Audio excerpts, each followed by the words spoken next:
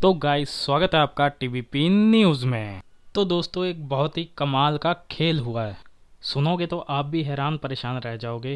वो यूरोप जिसने 9 साल तक भारत को ठीक से मुंह ना लगाया, आज की तारीख में वो भारत के पीछे पड़ा है कि आप बस किसी तरीके से हमारी बात मान जाइए। अब आप भी ये सोच रहे होंगे कि ऐसा भी क्या हो गया। दरअसल ये जो सारा मामला है ना, ये जुड़ा है एफटीए से। बात 2013 की है, जब यूरोपियन यूनियन भारत के साथ एक एफटीए करना चाहता था, जिसके तहत यूरोप की कंपनियां भारत में और भारत की कंपनियां यूरोप में व्यापार कर सकती थी, और वो भी बिल्कुल फ्री, बिना किसी टैक्स और टैरिफ के, जिससे दोनों तरफ का जो व्यापार है उसे बूस्ट मिलता और जिससे कि दोनों की जीडीपी की ग्रोथ बहुत तेज़ी से बढ़ती। लेकिन यूरोपियन यूनियन ने ये एफटीए करने से इनकार कर दिया, क्योंकि वो भारत की कुछ शर्तें मानने के लिए तैयार नहीं थे। उसके बाद 2013 से लेकर 2022 तक यूरोप ने इस पर बात करना भी ठीक ना समझा, और इस तरीके से एफटीए को उठाकर कूड़ेदान में फेंक दिया गया। लेकिन 9 साल बाद समय का पहिया फिर घूमता है। 2022 में अब यूरोप भारत के पास खुद आता है एफटीए का प्रस्ताव लेकर, और कहता है हम इस पर बात करना चाहते हैं और जल्द से जल्द भारत के साथ एफटीए साइन करना चाहते हैं। और भारत ने कहा चलिए ठीक है, कर लेते हैं।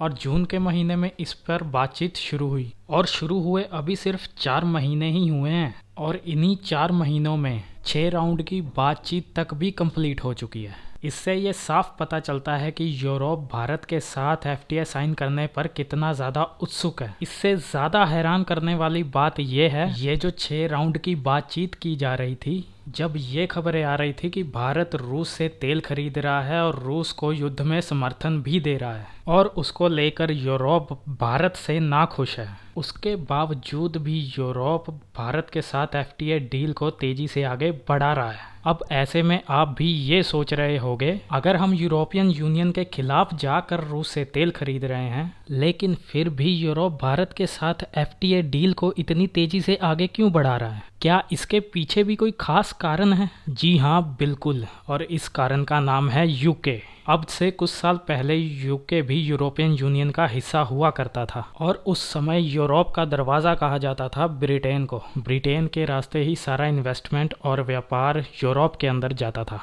पर जब से ब्रिटेन यूरोपियन यूनियन से अलग हुआ, तब से ये सब खत्म हो गया। लेकिन अब एक बार फिर ब्रिटेन यूरोप का मेन गेट बनने की कोशिश कर रहा है, और यूरोप को भी अपने ऊपर निर्भर करना चाहता है। और इसी कोशिश में ब्रिटेन ने यूरोप के साथ एक एफटीए भी साइन कर लिया। इसके बाद ब्रिटेन ने भारत को निशाना बनाया, क्योंकि इनको पता था भारत की आज के समय जो अर्थव्यवस्था है 3.5 ट्रिलियन डॉलर की है, और 2 से 3 सालों में ये अर्थव्यवस्था 4.5 ट्रिलियन डॉलर की भी हो ही जाएगी।